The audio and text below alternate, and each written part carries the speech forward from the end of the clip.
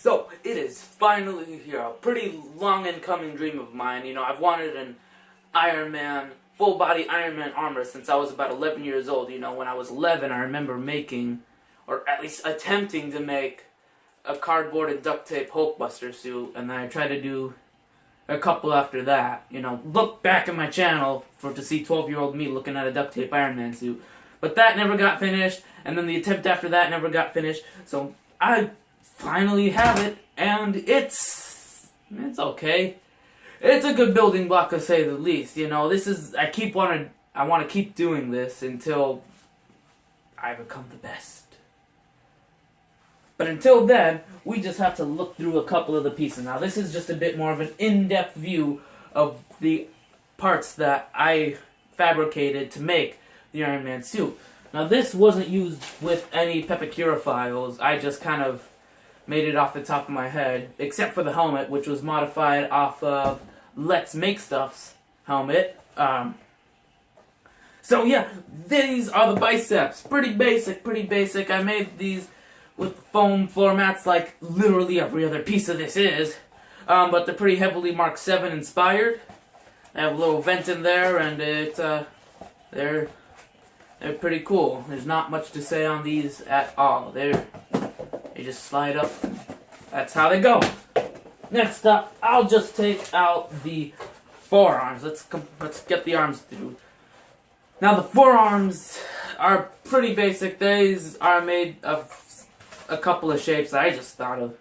And this missile pod launcher thing isn't anything at all. It's just a hunk of foam. I wanted to do it so that it's hollow and maybe some missile could pop out if I did it, but I didn't have the time and I didn't have the patience. So it's like it is, and aesthetically it works okay. Now, this whole suit is made by heating up some foam, well, by gluing a bunch of foam together, heating it up, and covering it in plasti dip and paint. So, yeah, these are the forearms. They look great. Wouldn't you agree? Yeah, you'd agree. You're so agreeable. These are the shoes. Now, god dang, these are heavy. Now, the shoes are actually navy boots, and they're tall. They give me a bit of height, which is nice. So I go from 5'11" to the advancement of 6 feet. So these are navy boots, and I cut the tops off of it, and I put these foam covers on it, and they look like Iron Man's boot. Like, there's the back pieces that don't look so great, but they're covered up when you have the shin guards on. I use this shoehorn to get it on because it's dang near impossible to bend all the way back or bend all the way to forward to get your shoe on once you're in the Iron Man suit. So, this is about it, you know. They are heavy as hell. These probably weigh like almost 3 pounds a piece, so they'll take a toll, but I put some insoles in them, so that should help just a little bit. Next, we have, essentially, the hands, or the gloves, or the gauntlets, whatever you want to call them, you know. These are work gloves that I just made into Iron Man gloves with a bit of thin foam and a little bit of thick foam on the back. The tap light, or the light in the center, is this light that's currently not working that I found at Home Depot, so check your local Home Depots.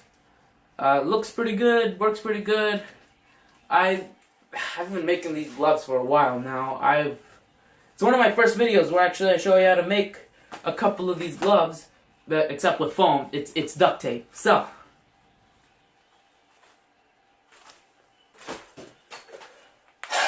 let's get to the helmet.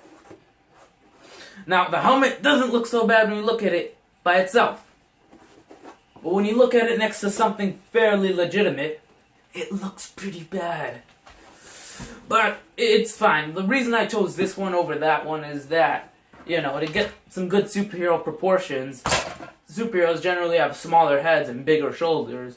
And with the addition of the big shoulders, this is a small helmet. You know, it's fitting only towards me.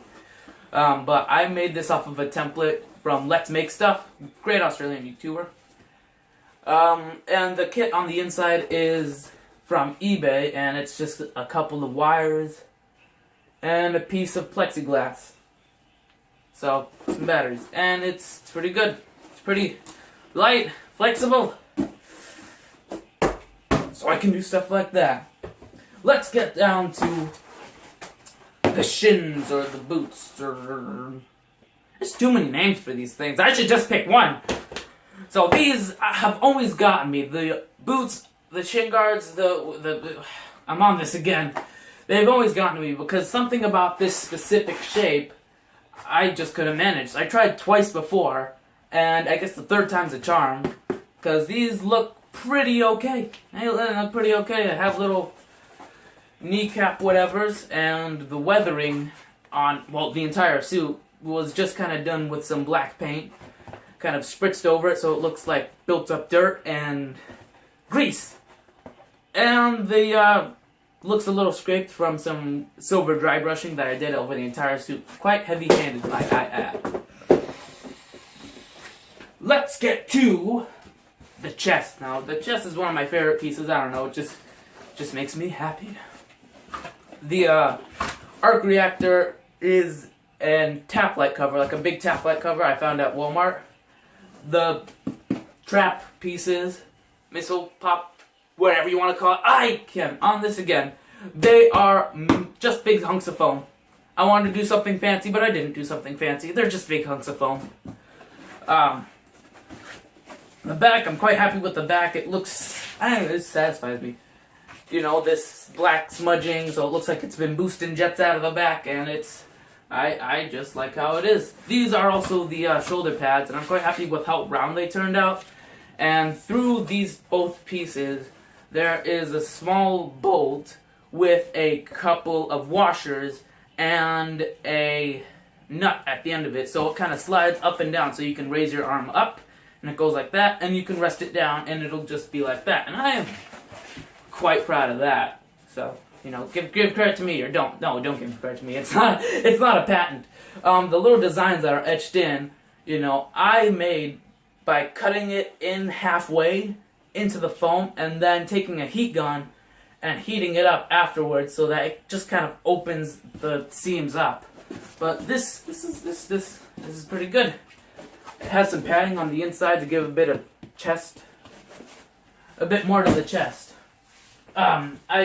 Next up would have to be the torso / the thighs. Now the torso is just a big roll of foam, kind of. It's kind of superhero cliched, I guess. These are thin pieces of foam, and some thin pieces of foam down the back. Now that's mostly what I use to make some popping out accentuating details. So same thing with the razor and the cut-in details, and you know, it's painted gold. So I just kind of slide it on like a couple of overalls, as well with the thighs. Now the thighs are made pretty far in advance from the entire suit, but they do look pretty good. They're pretty heavily Mark 7 inspired, as you'll find that a lot of the suit is. But again, I didn't use any templates, so this is just from my mind. So it's held on with elastic, which holds it up pretty well. And the crotch, the gooch bag, is also held with elastic as well. So there's that.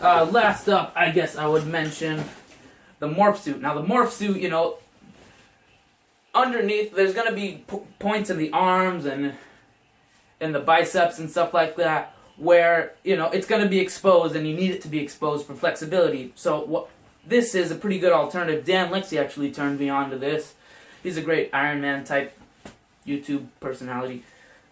And it looks mechanical from underneath. So right here in the thighs, you know, looks like a bunch of mechanical joints.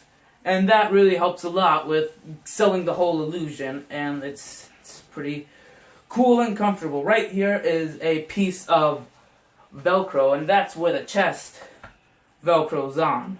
Right here. And you just turn it on and wow, you got yourself an Iron Man suit. So, let's get to it.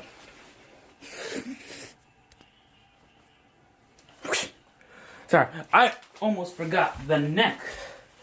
So the neck is a thin piece of foam, or a couple thin pieces of foam with the etched in details, and it doesn't have any paint on the inside because that'd be hot and uncomfortable. It has some Velcro right here, so you just put it on your neck and you're ready for fall fashion.